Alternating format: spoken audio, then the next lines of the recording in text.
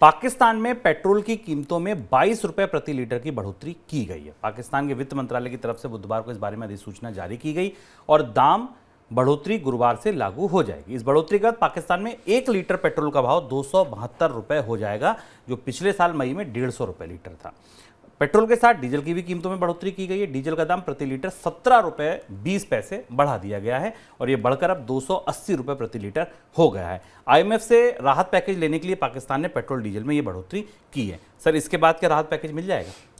पाकिस्तान पिछले करीब 2 महीने से लगातार आईएमएफ को संतुष्ट करने की कोशिश कर रहा है कि उसे 1.1 अरब डॉलर का राहत पैकेज मिल जाए और अंततः जब हमने पिछले सप्ताह देखा था कि आईएमएफ की टीम 10 दिन तक की वार्ता के बाद पाकिस्तान छोड़कर वापस गई थी, उस वक्त मेज पर बात जहां टूटी थी वो यही थी कि पाकिस्तान को अपने टैक्स में भरपूर बढ़ोतरी करनी होगी, क्योंकि जो पिछले सुधार थे उनके आधार पर पाकिस्तान की अर्थव्यवस्था में कोई बदलाव नहीं दिखाई दिया। और उन टैक्स की बढ़ोतरी हमने 2 दिनों में, कल गैस पर और आज पेट्रोल डीजल पर टैक्सेस में बेतहाशा बढ़ोतरी देखी। इस बेतहाशा बढ़ोतरी के बाद अभी तक आईएमएफ ने स्पष्ट रूप से ऐसा नहीं कहा है कि वो बेल आउट मंजूर करेगा, लेकिन माना जा रहा है कि इस टैक्स में बढ़ोतरी का असर आने के बाद सरकार अतिरिक्त राजस्व का जो आकलन है वो आईएमएफ के सामने पेश करेगी और आईएमएफ को 1.1 बिलियन डॉलर या उससे थोड़ी कम का बेल आउट मिल जाएगा। पाकिस्तान की अर्थव्यवस्था लगभग दिवालिया होने के कगार पर है। बेहद गंभीर संकट में पाकिस्तान इस समय दिखाई दे रहा है, क्योंकि चौतरफा समस्या है। कर्ज का बोझ लदा हुआ है, विदेशी मुद्रा भंडार में धन में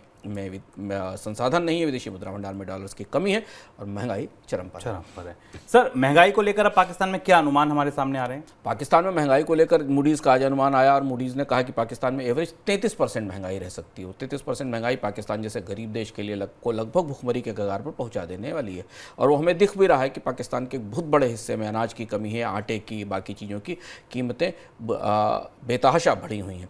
इस बीच में जो सबसे बड़ा दबाव है वो ये है कि पाकिस्तान इन सारी कोशिशों के बाद भी अपनी अर्थव्यवस्था को संभालने के संकेत नहीं दे पा रहा है। इसलिए एक तरफ महंगाई बढ़ने के आकलन आ रहे हैं, दूसरी तरफ टैक्स बढ़ने के आकलन आ रहे हैं और तीसरी तरफ दुनिया की एजेंसियां पाकिस्तान की साख में कटौती कर रही हैं। फिच ने कहा है कि पाकिस्तान की जो रेटिंग है वो CC - की कैटेगरी तक आ गई है, यानी ये ऑलमोस्ट डिफॉल्ट के या दिवालियेपन के करीब की रेटिंग है। और अगर पाकिस्तान को ये बेल आउट मिल भी जाता है 1.1 बिलियन डॉलर का, क्या उसके बाद भी पाकिस्तान के पास इतने संसाधन होंगे कि वो अगले 2 साल तक 3 साल तक चला सके, ये कहना मुश्किल होगा। गहरा आर्थिक तूफान है जिसमें पाकिस्तान फंस गया। तो सर, डिफॉल्ट के खतरे दिख रहे हैं आपको?